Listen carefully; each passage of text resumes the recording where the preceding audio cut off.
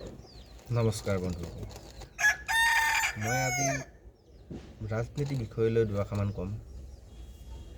মোক এজনে কৈছিলে, মোৰ সম্বন্ধীয় এজনে, যে মই ৰাজনীতিৰ বিষয়লৈ একো নাজানো।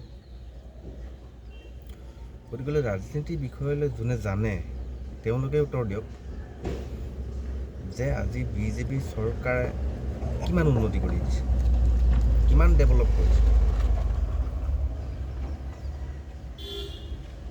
আমি জনামতে আজি বিজেপি চৰকাৰ হোৱাৰ দিনৰ পৰা বস্তু পাতিৰ দাম বাঢ়িলে, তেলৰ দাম বাঢ়িলে, আলু পিঁয়াজ কৰি সকলোৰ দাম বাঢ়িলে।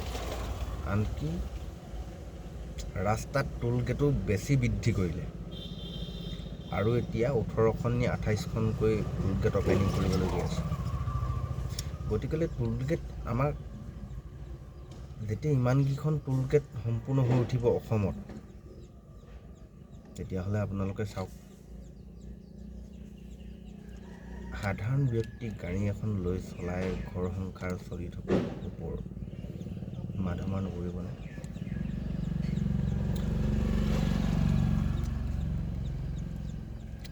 গাড়ীখন ল'লে তাতো টেক্স থাকিলে, আকৌ টোল গেটত টেক্স।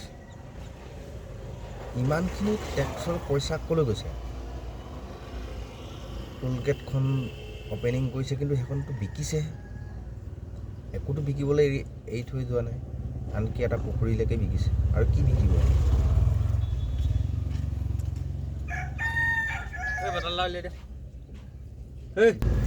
আচলতে বেয়া নাপাব, মই বিজেপি চৰকাৰখনক দুখ দিয়া নাই, কিন্তু বিজেপি কেইজনমান ব্যক্তি,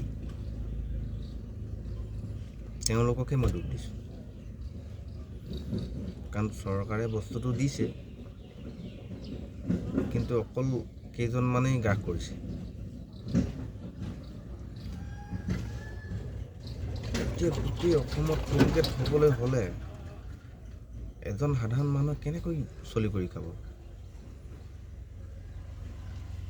যাওঁতেও ল'ব পইচা, আহোঁতেও ল'ব পইচা। এদিনাখনি মই গুৱাহাটীৰ পৰা আহি থাকোঁতে কোনো নিয়ম কানুন নাই, মই গাড়ীখন লৈ আহিছোঁ, মোক 500 টকা লৈছে। কিন্তু মই গুচি আহিলোঁ, নাচালোঁ বাৰু, যি হ'ব হ'ব, 500 টকা লওঁ। কিন্তু ৰাস্তাত আহি টিকেটটো চাইছোঁ, 230 টকাৰ টিকেটত কাটিছে, কিন্তু বাকী টকাটো ক'লৈ ল'লে? টোল গেটতো দালালি হৈছে।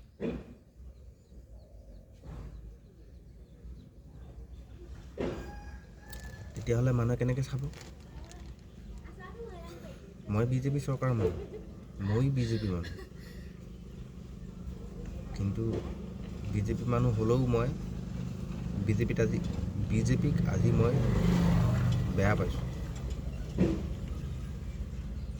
যোনকেইজনে জানে বিজেপি বা ৰাজনীতিৰ বিষয়লৈ, তেওঁলোকে শুদ্ধ কৰক পাৰে যদি। মই কিন্তু বিজেপি চৰকাৰক ছাপোৰ্ট কৰা নাই। মই খুব বেয়া পাইছোঁ বিজেপি চৰকাৰখন। ৰাইজ আপোনালোকেও চাওক আৰু নিজৰ বিবেকৰ মতে ভোট দিয়ক। আমুককে দিয়ক বুলি নকওঁ, কিন্তু নিজৰ বিবেক, নিজৰ মগজু খটাই এইবাৰ চৰকাৰক ভোট দিয়ক। যোন চৰকাৰেই নহওক, ভাল এখন চৰকাৰ বাছক, ভাল মানুহ বাছক। হিমন্ত বিশ্ব শৰ্মাৰ চৰকাৰখন তেওঁ অকলেই চলাই আছে, সেইকাৰণে পৰা ইমান দুৰ্নীতি হৈছে। নমস্কাৰ।